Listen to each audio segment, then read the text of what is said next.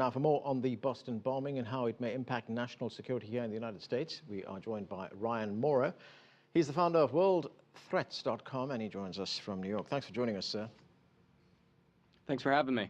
At this stage, is there any evidence to tell us that this attack was motivated by terrorism or by a particular group, motivated in any way from outside the country or perhaps groups inside the country? Yes, definitely. This was influenced by radical Islam, by an ideology that finds Western culture and the Western government to be at war with Islam. Let me stop you right there. Where's the evidence?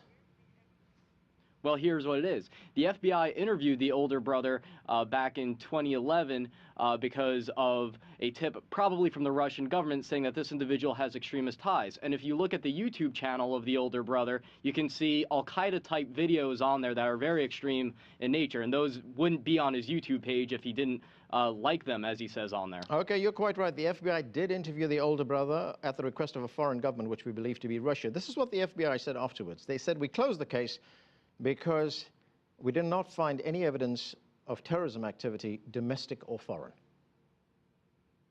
Sure, but that doesn't mean that they didn't have evidence of an extremist ideology, and that's what precedes an act of terrorism. And so that's what we need to focus on. We need to focus on the ideology that causes people to lash out in these ways, because otherwise, if you just keep trying to focus solely on tactics, on when they start actually trying to put together an attack, it's too late. Okay, and what I'm saying, sir, is that there is no evidence.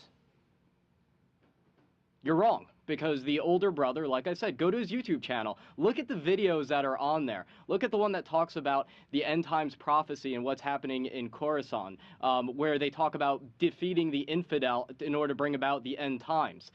You obviously haven't looked at the YouTube channel, otherwise you wouldn't have said that. Well, I mean, you know, he could have looked at those YouTube channels, he could have put those things on, but where's the evidence that he was motivated in this attack by that? Because this is standard Al-Qaeda operating procedure. Well, you know, now you're bringing Al-Qaeda into it. You know, where does Al-Qaeda feature in this?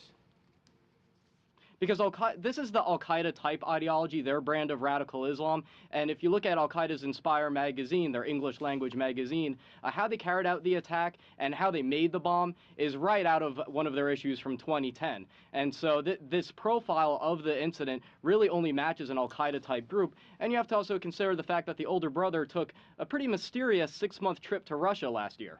Well, I mean, you say, when we don't know what happened in that trip, but, you know, you say in an article which you wrote online, which is for Front Page magazine, you say, he was able to fly out of New York on January 12, 2012 for a 6-month trip to Russia. Then you say it is speculated that he learned how to create the detonator for the bombs during this time period. I mean, you say it there, it is speculated. You don't know that, it's pure conjecture. Sure, but my job as an analyst is to tell you what's most likely, and all the indications are pointing in one direction, and that's towards an Al-Qaeda type attack. There's no other group or ideology that fits this profile. You have to look into their background and possible motivations. Right. And what are the indications that he learned how to create the detonator for the bombs during this period? What indications do you have? Well, they're trying to figure out when he did, and that would make the most sense. Is this on this mysterious trip to Russia for 6 months, because the detonator is what is the most sophisticated part of the bomb. The other parts could have just been from reading Al-Qaeda's English language magazine. Mr. Mauro, we're going to have to leave it there. Thanks for joining us. No doubt we'll hear a lot more in the days and weeks ahead.